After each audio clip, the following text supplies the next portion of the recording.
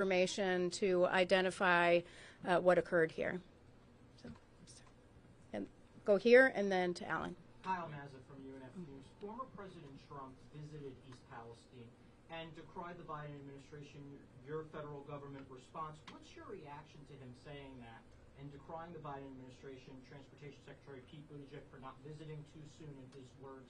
What do you say to the former president, since he's not in government now and you're there? Yeah, so this is what I'm going to say. Enough with the politics on this. Enough with the politics. I don't understand why this has gotten so political. Ohio. But once again, we've had EPA on the ground, we've had DOT, Secretary Buttigieg is there today, we've had FEMA, we've had HHS, CDC. I mean, we have had a multi-agency approach to this. That's how important it is to this president to make sure that East Palestine residents get what they need to deal with the situation that's currently happening. Thank you.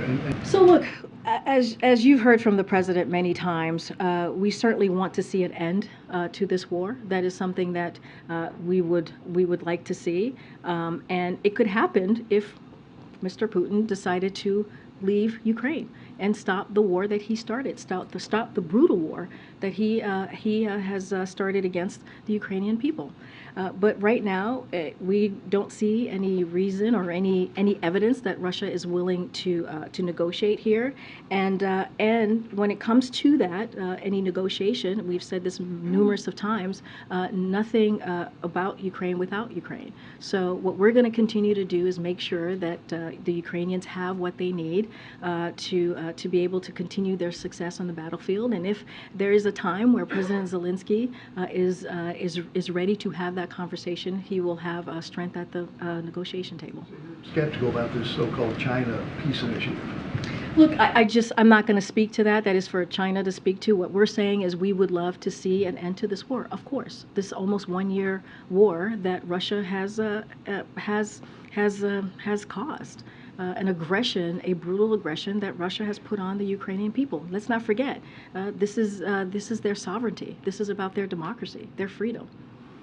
Okay. Thanks, Karine. On the Russia sanctions, can you say how many entities are going to be sanctioned, names of banks, companies that will fall under U.S. sanctions? Not going to get ahead of the president tomorrow. On the search for Fed Vice Chair, can you talk about the decision-making process there with regard to how the president is considering diversity? There's been some pressure from senators to name a Latino candidate, for example. How important is it to the president to name a woman or a person of color to that job? So I'll just first say that clearly filling that vacancy is something that's important to the president, and will certainly nominate someone in the near future. When it comes to diversity, you've heard this from the president, you've heard this from me, you've heard this from many of us here. Diversity and representation is really important to this president, and you know, we are going to look at, the president's going to look at a highly diverse group of world-class economists, and just as we did for the previous Fed nominations. So we're going to continue that process. But I want to take the opportunity to lay out how diverse the president's cabinet has been, how diverse the president's administration has been. The cabinet is majority people of color for the first time in history. The cabinet is majority female for the first time in history. A majority of White House senior staff identify as female. 40% of White House senior staff identify as part of the racially diverse communities, and a record 7 assistants to the president are openly LGBTQ+. So again, this is something that the president prides himself on, that he actually has taken action to show the diversity of this administration. And so he will continue not just with this Fed Vice Chair occupancy, but with any occupancy or any position that's within the White House. Last one really quickly. There was a report that the U.S. is sending 100 to 200 military troops to Taiwan. Can you talk about that decision, why the U.S. felt that's necessary? So any specific numbers or that decision, I would refer you to the Department of Defense. But of course, I will, lay out what our policy is when it comes to Taiwan. Our support for and defense relationship with Taiwan remains aligned against the current threat posed by the People's Republic of China and consistent with our One China policy. That has not changed. Our commitment to Taiwan contributes to the maintenance of peace and stability across Taiwan Strait and within the region. But again, for that specific question on numbers and what's occurring there, I would refer to Department of Defense. Okay. Thanks, Karine. I wanted to ask about the White House thoughts on congressional Republicans stepping up oversight efforts of U.S. aid to Ukraine. House oversight yesterday called for extra documentation of the aid, House Appropriations and House Armed Services. They plan oversight hearings next week. I mean, what does the White House think of all this Republican scrutiny? So look, I mean, I've said this before, and I'll say this again. When it comes to these oversight hearings, we've been very clear. The president has been very clear. He's going to focus on what the American people want us to focus on, which is continuing to work to lower inflation, continuing to make sure that we have an economy that works for all, and continue to make sure that we're fighting for just individual freedoms. And that is something that we saw after the midterms. That was very clear what the voters wanted to see. They wanted to see us move forward in a bipartisan way to deliver on those things that I just listed out. Look, when it comes to Ukraine aid, I think what is probably the thing that I would say here is that we have seen bipartisan support when it comes to Ukraine aid. When you look at the support in Congress, and like the president said, some House Republicans were in Ukraine themselves, meeting with President Zelensky just this week to vow their support for what is for their fight, for the Ukrainians' fight for freedom and for their democracy. And so again, we're providing military, security, and economic support to the Ukrainians to fight for their freedom. We think it's an important thing to do as the United States to make sure that democracy is being fought for, and we are standing up for that. And so I'll just leave it there. But I mean, is there no concern about the extra calls for oversight? I mean, it seems to be a response to their constituents, at least, of a softening of support for U.S. aid. There have been recent polls. Absolutely, you're right that bipartisan support is still there, but there has been, after a year, there has been a softening of support. Polls show that. Is that a concern of the president, that some Americans, at least, their support for U.S. aid, or that much U.S. aid going to Ukraine is not what it used to be? Look, I think that, and we have seen that, Americans know what is at stake here. They understand that freedom is at stake. They understand that democracy is at stake. And they understand the role that we play as a country globally. And that is something that we truly believe. And so the president believes we have a role to play, and we've seen it. We've seen it with the alliance, the strong alliance of NATO. Remember, NATO was supposed to be torn apart and fall, just like Kyiv was supposed to fall, and it became stronger.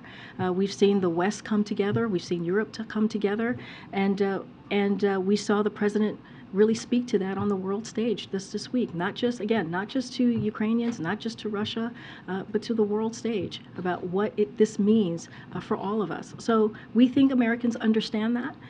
We think that the Americans see that, and we're going to continue to do the work that is needed to protect democracy. Thanks, Karine. These sanctions tomorrow, are they going to be announced by the whole of the G7 together, or is it going to be U.S. sanctions? And then just sort of how it's going to come out. Will it be coming out as part of that G7 meeting, or a separate announcement? I don't want to get ahead. It's certainly something that the president will speak to when it comes to the sanctions, as I just laid out at the top. I'm not going to get ahead of what the president's going to announce tomorrow. There'll be a G7 meeting. As part of that, the president's going to be making an announcement on sanctions. I'm not going to get ahead of what the president's going to say or how it's in what vehicle it's going to come out. Yeah, Peter. Can I just ask you again, following up on East Palestine, can you at least, I know you can't say that the president has plans to go there now, but is it in discussion that the president may go there in the near future? I just don't have anything to share. I know there's a lot of interest on that. I mean, I guess the question, for folks there though, at least to say it's in discussion, has it been something that's even under consideration? I mean, I think what folks should understand, and what folks should, I think, feel at ease, is that the president has taken this very seriously. Hours after the derailment occurred, you saw again, the EPA on the ground. And you're seeing a multi-agency reaction to this because the president had promised not just the people of East Palestine, but also to their governors, to their leadership, that we would be on the ground for as long as it takes to make sure that the community has what it needs. And you know, you have seen that. You've seen the administrator on the ground with the governor on the ground. You've seen them talking to the community. Again, Secretary Pete was just there, again, meeting with the mayor, the mayor there, and continuing to do. Was Secretary Pete there at the president's direction? Look, the Secretary Pete went because he believed that it was important for him to go there at this time, and you know, it is. It is. Time to go? He said he wanted to go at the right time. Was this the right time? Even he today had some reservations about whether he met the right balance. Look, I think it was important. I think what's important is that he was there. I think what's important is that we saw Secretary of the Department of Transportation there. I do want to say one thing though, which is there's been a lot of bad faith attacks on Secretary Buttigieg. And the reason why we believe it's bad faith is, if you remember Elaine Chao, she was, she was the head of Department of Transportation, and when there was these types of chemical spills, nobody was calling for her to be fired, and nobody was calling for what they're calling on Secretary Pete. It is pure politics. It's pure political stunts, what they're doing. You have seen an administration that has, because of the leadership of this president, that's taken action and multi-agency action to deal with the needs that we're seeing on the ground with the community of East Palestine. I just want to follow up on two other topics that were asked earlier. You were asked about when we could expect to see the declassified intelligence as it relates to the accusation that China is considering providing lethal aid to Russia. A year ago, almost exactly a year ago, before the invasion by Russia, the administration was very quick to turn over declassified intelligence to demonstrate that Russia was planning this. What's different now that the administration is reluctant or reticent to turn over the intelligence that says China is actively considering providing lethal aid to Russia? So I just want to clear something up. So on Ohio for a second. So Elaine Chao, who was the head of the Environmental Protection Agency, when she had to deal with DOT, pardon me, no one called her out, right? When you think about the chemical spills, it is something that the Environmental Protection Agency has to deal with, right? They are the ones who have to take leadership, and that's what you've seen. That's what you've seen from February 4th until now, which is Environmental Protection Agency taking charge. So Secretary Buttigieg being there now, he's not, the Department of Transportation is not leading this effort. It's the Environmental Protection Agency. Just wanted to be very, very clear on that, and that is why the attacks that we are seeing on Secretary Buttigieg is really just in bad faith. And can you say your question again? Yeah, I'll ask you again. So a year ago, before Russia invaded Ukraine, the administration was very quick to present declassified intelligence that said Russia's about to do this. Yeah. Turns out they were right. It was accurate. This time around, the accusation has been made by the administration that China is actively considering providing lethal aid to Russia. But this time around, the administration is much more reluctant or reticent to provide that information. What's different now? Why not turn that over right away since the accusation has been made? So, I mean, we've been very clear that we haven't seen them do it yet, but they haven't taken it off the table. I'm not. The intelligence No, that backs it up, though. I totally understand. I'm certainly not going to get ahead of the intelligence community. That is something that is clearly at this time classified, so certainly not going to get ahead. The president can declassify. Does he think it's the right decision? I understand, but it's also in conversation, right, with the intelligence community as well when we speak to these when we speak to these classified matters. So just want to be very careful here, and also very mindful. I think you're comparing two things that are very different, we believe, when you think about what happened a year ago, when we were talking about Russia potentially invading Ukraine. We believed at the time it was important to share that evidence. We believe that it was important for the American people to see what was about to occur. And so, two different things. We have not seen them. But important to share that evidence this time? No, but I'm just saying we haven't seen it yet. I mean, I'm actually answering your question. We haven't seen it yet. And so, but what we know is it has not been taken off the table, right? So we haven't seen it yet. We're actually sharing that information, but it's not been taken off the table. Okay. Quick follow-up on Peter's question on Ohio. The president has said many times, in his own words, that he likes to provide comfort to Americans who are grieving, Americans who are in crisis. Has he expressed interest in, or the intention to provide that kind of support to East Palestinians? Does he want to provide that support to them? Of course. He's the president of the United States. He's the president for red and blue states. He, of course, wants to provide that support. That's what he's been doing. That's why you've seen the Environmental Protection Agency administrator on the ground. That's why you're seeing Secretary Buttigieg on the ground providing that support. And not just those two agencies, other agencies as well, making sure that the East Palestine community are getting what they need at this difficult time. And so this is a president that understands what people are going through when they're going through hardships. He understands that personally, and that's why he's getting updates regularly, and that's why he has made sure that we've had this type of reaction since practically almost day one, hours within the derailment. And so we'll continue to do that. He has said multiple times, we are going, I have said multiple times, that the president is going to continue to be there for the people, the community of East Palestine, for as long as if it's needed, for as long as it takes. But does he not want to do it directly in person? But I think offering the assistance, offering the help is doing it directly. When you're seeing the federal government on the ground providing the assistance that is needed, that is doing it directly. That's doing it. They're doing it on the direction of the president. That multi-agency, what we have been able to do over the past couple of weeks, that is because of the direction of the president. And we have seen that not just for these types of situations, but others as well. Of course, our hearts go out for the people of Palestine and their community, the community and what they're going through right now. This is why the president continues to be updated every single day, and has called again for not just the agencies, but for the teams here at the White House to make sure that we are working closely with local government and state government to make sure that we are delivering for the community. And not just in Ohio. Remember, there is Pennsylvania as well, who we've been in touch with the governor there as well. Quick question on Ukraine and China. You now have the major regions of the world involved directly in the war in Ukraine: Europe, North America, the Middle East, Asia. What are the president's plans to bring us back from the brink of a World War II kind of scenario here? I mean, look, I think what you've seen the president do this past week speaks to the unwavering support that you have seen for Ukraine, not just from the United States, the NATO allies, the West, and how Europe has been unified. And we have to remember, we have to go back in time just a little bit to see where we were just almost a year ago, where the expectation was that NATO would crumble. The expectation was that Kyiv would fall. That was what was expected and being reported, that Russia was going to take over Ukraine.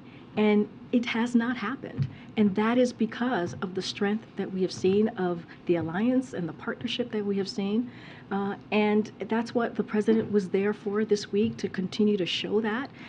And as we move forward, as we move towards the next several months. And so that's what is important. NATO is strong. Unwavering support is strong.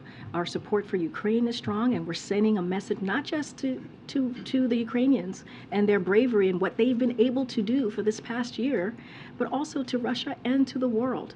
And so to answer your question, I think the president sent a very loud message to everyone just across the world about how important it is to continue to make sure that we're fighting for democracy and we're fighting for freedom. And it means something to do so. I have to move around because we don't have that much time. Go ahead. Thank you, Karine. The president acted quickly in naming a new head of the World Bank. There are two other big vacancies right now. The Fed chair, vice chair of the Fed, and also labor secretary. I'm wondering if you can give us any sense of the timeline, and particularly on the vice chair for the Fed. whether you want somebody in place or the president wants somebody in place by the time the open market committee meeting. So I don't have a timeline for you. I can tell you that it is a priority for the president, and we'll see. As far I talked about the vice chair, it is something that we're going to certainly address in the near future. Just don't have a timeline. I'm going to let the president move forward with his process, and the same with the Department of Labor secretary. Clearly, that is another important position that the president wants to fill as soon as possible. Just don't have a timeline at this time. The open market committee meeting be some sort of like absolute, because that's like the end of March. What I will say is that it is a priority for this president. He thinks it's important to get those two positions filled, and so we will do that. And then next week, the student loan case is going to be before the Supreme Court. I'm wondering how confident is the administration feeling about its position on that case, and whether there's any sort of backup plan should the Supreme Court not be done. We feel very confident in our legal process here. What about the idea of any sort of backup plan? Right now, we just feel very confident.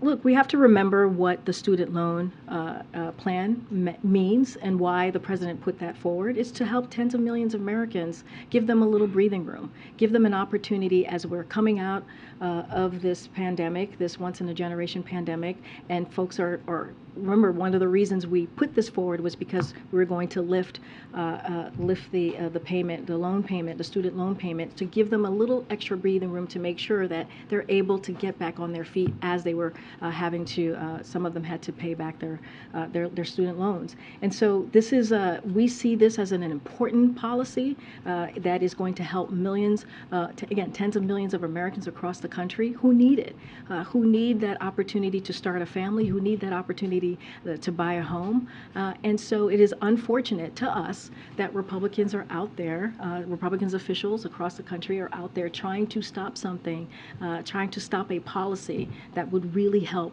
everyday Americans who need just a little bit of assistance. Just one really quick last one. Over the weekend, UN Ambassador Linda Thomas-Greenfield said there would be a quote unquote red line for China if lethal weapons or lethal material were provided to Russia. Is that a phrase that the White House would repeat? Is that a phrase that the White House supports using in this? So I'll say that so far it hasn't happened, as I was telling to Peter. I'm not going to talk about what we anticipate or any new indications, but we have been clear with China from the beginning on the consequences and implications of providing this kind of support to Russia. We have been very, very clear about that. I'm just not going to add to any more to that. Go ahead. Thank you, Karine. Two questions, one on Ukraine, one from a colleague who covers immigration. On Ukraine, when the president was in Poland, people were pleading with him to provide F-16s to Ukraine. He probably saw and heard some of those protesters. He has said that he is not going to provide F-16s to Ukraine, that is not something the U.S. will do. Is he still standing by that? So look, I talked about this a little bit when I was asked moments ago about any extra aid that we're providing to Ukraine. Look, we've been in lockstep with the Ukrainians and with our partners to provide Ukraine with the capabilities that it needs, and we are in regular communication with the Ukrainians on their needs on the battlefield, and also making sure they have the humanitarian assistance and other assistance that we've been providing for this past year that they need. I'm just not going to get ahead of that. But look, we are committed again to supporting Ukraine for as long as it takes, and I'll just leave it there. That isn't a firm no, never going to happen from the president. Again, we are constantly in conversation with Ukraine, providing them with the need that the assistance that they need to be successful on the battlefield. I'm just don't have anything else to say beyond what the president has commented on. Thank you. And then really quickly on immigration, the administration proposed a rule this week that would make migrants ineligible for asylum if they cross the southern border without first asking for refuge in a third country, at least generally speaking. It's kind of similar to a Trump-era rule. Administration officials told reporters on a call this week it wasn't their first or second preference to do it this way. Is this rule a recognition that the administration's early border strategy just isn't working? And is it realistic that President Biden's campaign promises to end all Trump-era immigration restrictions was that unrealistic? So you mentioned there is a huge difference here, which is what we are providing is expanded legal pathways. And that is important to make note, is that that is something that the past administration didn't do, and that is something that we are doing here.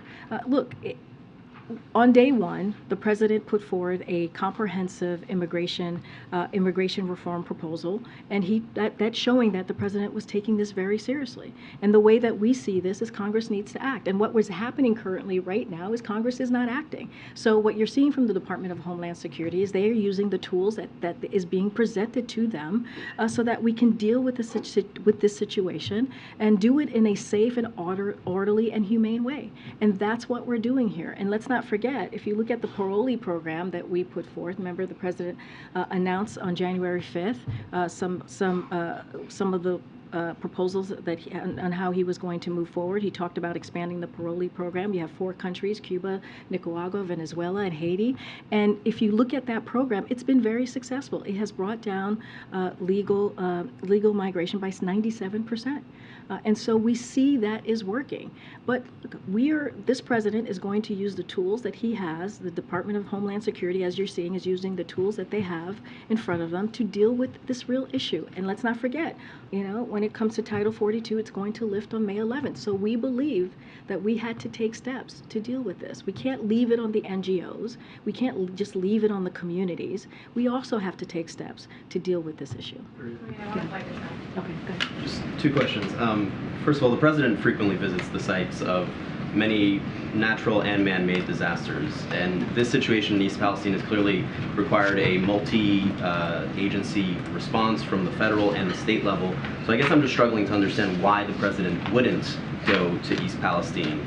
Does it simply not meet the bar for a presidential visit? Look, I want to be very clear here. There's no reason to struggle, I don't think, on this question. I think when you look at how the federal agencies have responded from day one and took this very seriously and reacted within hours of the derailment and was on the ground. This is the Environmental Protection Agency, as I was saying. They are the ones that deal with these types of chemical spills. They are the ones that are the leaders on this. It didn't stop with the environmental. You're right there, buddy? It's my family, but everyone's okay. Okay, what was that? It's a little family tune. Oh, it's pretty good tune there. Oh, all right. Peter Alexander getting down with his phone. Okay, and it didn't stop. What I want to say is that it didn't stop with the Environmental Protection Agency. Again, FEMA, CDC. That's all different from a presidential visit. No, look, I want to be very clear here. I don't have anything to share on a presidential visit, not at this time, or anything to announce. But it does matter that the president put forth a multi-agency kind of reaction to this, taking it seriously. Showing up, right? Look, showing up is having the Environmental Protection Administrator on the ground. Showing up is having the DOT Secretary on the ground to talk about what is the next process, holding to account the company that caused the spill. That's what you're seeing from Secretary Buttigieg today. Showing action is also seeing that HHS, CDC, FEMA, all of these guys are on the ground at the direction of this president. So that is taking this very seriously. When the president was in Poland, he took calls and called and reached out and got updates from his leadership in those agencies, and he continued to make sure that he was talking to to the governors of Pennsylvania and Ohio, Governor DeWine and Shapiro. That matters. That's what leadership looks like, and leadership matters as well. And that's what you're seeing instead of political stunts that we're seeing from the other side. Look, people have been talking about regulation and deregulation. One of the things, we've been hearing from the other side, we've been hearing from the GOP about how now they're interested, all of a sudden they are interested in the safety of East Palestine, when they have for years have been in lockstep with the retail lobby, in lockstep, making sure that they think that the safety, they were stopping or repealing the common sense safety laws that would, help in this situation. I understand that we're waiting to see the investigation. Maybe it would have helped or not helped, but it doesn't matter. What matters is there is real, true ways to create safety as it relates to rail, and they've been against that for years against that in the lockstep with rail lobbyists. And so, you know, there is a false comparison here, and we're just going to have to call that out. And then just on the new asylum rules, I know that you just laid out the differences that you see in the Trump administration rules and the new ones that you guys have announced. But a lot of migrant advocate groups don't see it that way. They see this as mirroring the Trump era rules. So what do you say to these migrant advocate groups and these communities who now feel very much betrayed by this president? Look, here's the thing. We don't see anybody else providing any other solutions when it comes to Congress. We don't. We've provided solution after solution. The president, again, on day one, provided a comprehensive immigration reform proposal. Put it out there on the first day. Republicans have rejected it. And so we are trying to put forward a way to move forward with an immigration policy that secures our border, that is safe, and that is humane. And what are they providing? Nothing. And so one of the things that we can say, and we see this in the data, that we have increased pathways to legal pathways. We expanded that, and we see that it's working. Again, no one else is providing any other options. So what we're doing, the Department of Homeland Security, the president is using the tools that we have in order to deal with this issue. I'm going to take one in the back. Go ahead, Ed. Yeah, thanks, Karine. So one quick clarification I wanted to ask you about. So on the sanctions, do those third-party countries attempting to evade our sanctions that you talked about at the top, does that include Chinese companies? I'm just not going to get ahead of any announcement that's going to happen tomorrow. The president has been traveling the world pledging to help other countries solve their energy issues. The latest one was with Poland pledging to build power plants or help them build power plants. How come there's no pivot in energy policy here at home to help the inflation that we're seeing here? Have you read the Inflation Reduction Act? Still waiting. I mean, the Inflation Reduction, the Inflation Reduction Act does just that. Inflation Reduction Act actually helps lower cost, energy costs, and gives Americans a little breathing room, which is part of the president's economic policy. If you think about what he has said for the past 2 years, which is making sure that we have an economy that works for everyone, build it from the bottom up, middle out. And the Inflation Reduction Act is so important because it deals with energy policy, lowering the cost, because it deals with health care, things that is incredibly important to Americans across the country, especially our seniors, making sure that we're capping at $2,000 for medical drug costs. That is important. So yes, the president has been talking about this and dealing with it in a real way.